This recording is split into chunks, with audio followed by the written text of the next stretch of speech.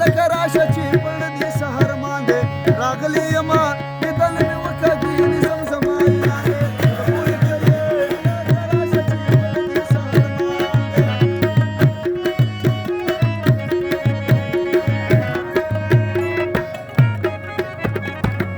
او د پورې کلي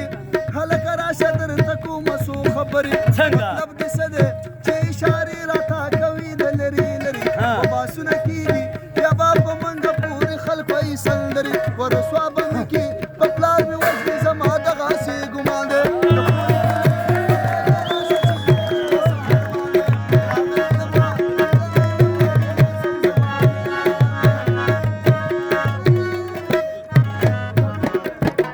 ورسوا به مې کې مور مې میره ده او ما به برناقه په مړه کې قلار شرانه هو قلار شرانه زما